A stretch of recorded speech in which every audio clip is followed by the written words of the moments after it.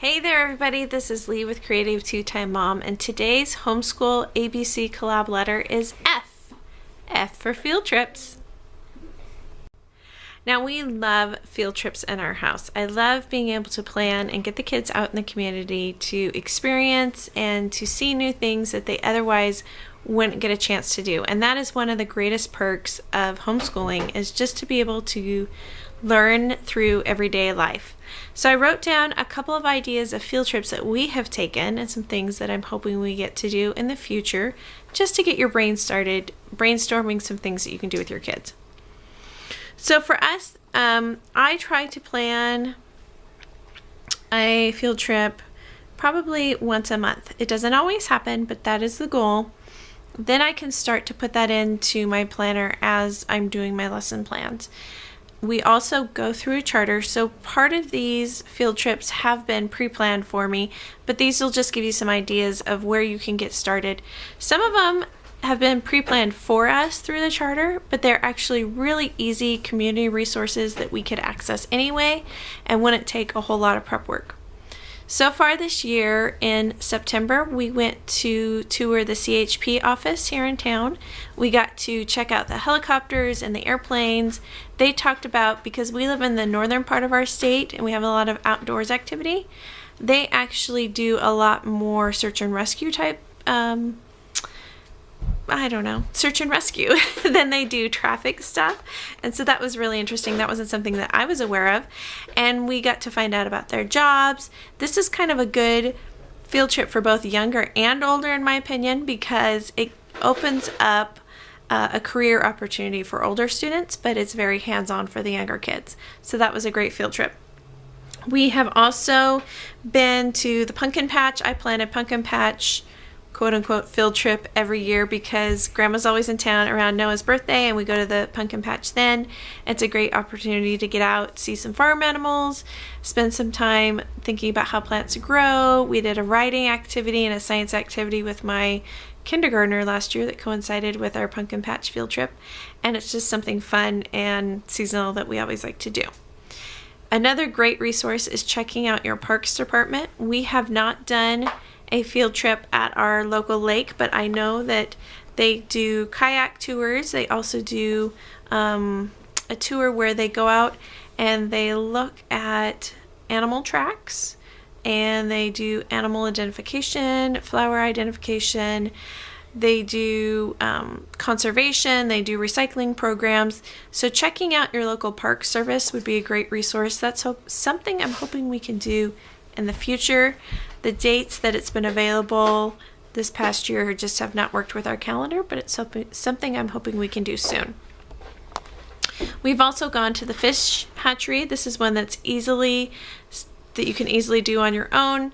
We've done it through the charter, but it's easy to just call them up and ask when they're having like public days or public events, and to coincide with that, it's a great tour because you get to see the holding tanks where the fish are. You get to learn about why the fish come upstream, what they're doing to harvest the eggs and to boost our salmon population.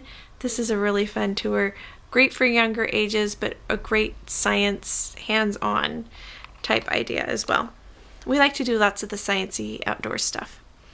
We've also been to our local theater to see a couple of productions. We always go at Christmas, and I will link our Christmas video down below from this past year. This year we're also going to go in the spring, and we're going to see Peter Pan in a couple of months. It's a great way to expose the kids to the arts. Our local theater also does some low-cost musical groups that come into town. They ask different groups to put on matinee performances for kids who wouldn't be exposed to the arts. So that's another great field trip idea. We have a planetarium in town. This one I would suggest you do either under the umbrella of a charter or on your own. It's super easy to find out when their show times are. Some of the shows are great for younger. I mean, we've taken field trips there ever since preschool.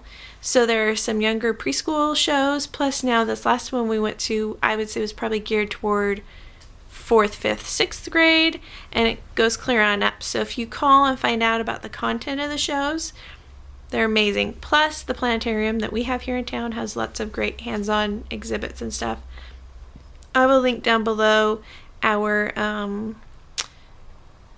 blog post from our peek into our planetarium field trip as well.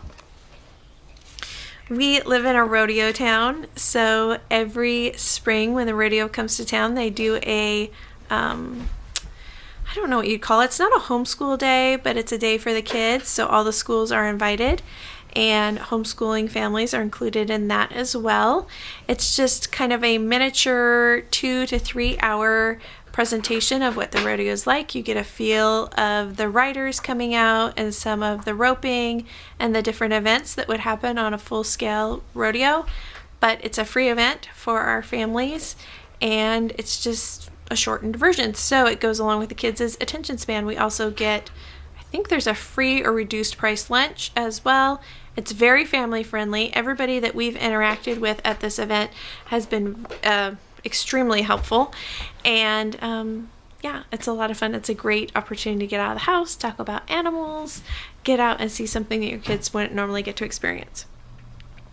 We have taken tours of the library before, which the librarians are very helpful with that as well. We've gotten to go back and see how the book sorting machine works, how they take in books and videos and stuff and they label them, and the decimal system that they work with, how to access different things at your library. This is a great thing for moms to do as well, even if you don't take your kids, because it really opened up my eyes to a lot of opportunities that existed at the library that I didn't know about.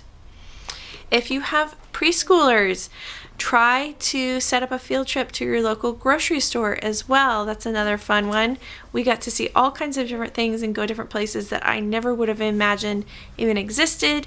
Plus, we got treats at the bakery and the deli, and we got to go see where they sort the produce in the back. So we learned about all different kinds of produce, the honey, the fresh ground peanut butter, all kinds of different things from the store. It's a really fun one for preschoolers, even on up to probably first grade. In November of last year, I did not plan a field trip because we took the week of Thanksgiving off, plus we had an adoption date in November, so I knew we'd be missing that day of school, plus we had Veterans Day. We had all these days off, and I thought, how am I going to cram in a field trip into November as well?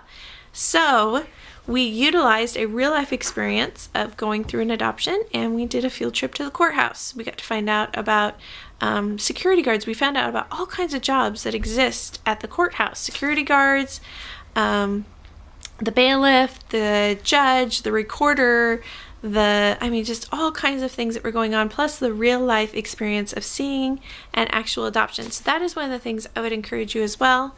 If you see opportunities that you might not necessarily label as a field trip opportunity, but it is a real-life situation that your kids might normally not be exposed to, like an adoption or something going on in a courthouse, take them. As long as it's appropriate, make sure that you're taking them and discuss what you see and the different jobs and how the judicial system works. It was all really interesting for us and something that we never would have thought of doing until we were actually in the middle of it. So those are some field trip ideas. Of course, check out your local museums. If you are near a state capitol, check out the state capitol. That's one thing we're hoping to do soon. This year, I'm hoping to cram in a state capitol, Sutter's Fort, and probably not a Mission, but that was in my head at one time. So there are so many opportunities out there for you to check out. I hope this inspires you to get out and take a field trip with your kids. If you have any new field trip ideas, leave them down below. I'm always on the lookout for great field trip ideas. And if you haven't already, hit the subscribe button. We'd love to have you follow along in our journey. Talk to you later.